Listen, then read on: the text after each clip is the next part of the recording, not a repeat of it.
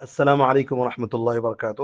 محترم سامعین و ناظرین، اس وقت سوشل میڈیا پر ایک افواہ پھیلائی جا رہی ہے مولانا سعد صاحب کے سلسلے میں کہ وہ دارالعلوم دیوبند گئے تھے اور انہوں نے اپنے موقف سے رجوع کر لیا ہے، یعنی جو ان کے جو گمراہ کن نظریات ہیں، بیانات میں جو وہ گمراہ کن باتیں کرتے رہتے ہیں، اس سے رجوع کر لیا ہے۔ تو معلوم ہونا چاہیے کہ یہ بات صحیح نہیں ہے۔ اب آگے خود آپ دارالعلوم دیوبند کے محتمیم صاحب سے سماعت کریں، وہ کیا وضاحت فرما رہے ہیں۔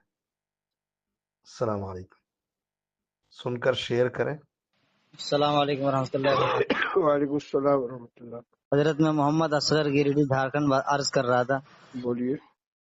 حضرت ایک بات معلوم کرنی تھی کہ حضرت مولانا سعد صاحب دامت برکاتہم دارالعلوم دیوبند تشریف لے گئے تھے، 1-2 دن پہلے دارالفتہ بھی پہنچے اور اکابر سے ملاقات ہوئی۔ تو سوشل میڈیا پر خبریں پھیلائی جا رہی ہیں کہ دارالعلوم کا جو سابقہ موقف تھا، ان کے نظریات کے تعلق سے وہ سب ختم ہو گیا، رفع دفع ہو گیا۔ ایک دم صحیح جھوٹ ہے، انہوں نے کوئی بات نہیں کی اپنے نظریات کے سلسلے میں، وہ صرف ملاقات کے لیے آئے تھے۔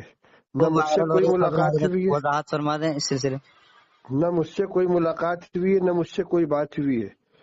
صرف ملاقات کے لیے وہ گئے تھے، مولانا ارشد صاحب کے گئے تھے، دارالفتہ میں گئے ہیں، صرف مفتی محمود صاحب کے پاس تھوڑی دیر بیٹھے رہے، لیکن ان کے نظریات اور ان کے خیالات کے سلسلے میں نہ کوئی گفتگو ہوئی ہے، نہ انہوں نے کسی چیز سے رجوع کیا ہے۔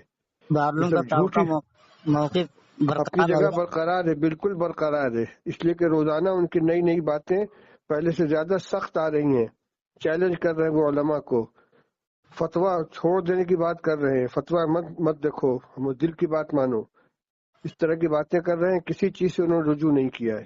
بہت بہت شکریہ حضرت، خلطان دور ہو گیا الحمدللہ۔ السلام علیکم۔ وعلیکم السلام۔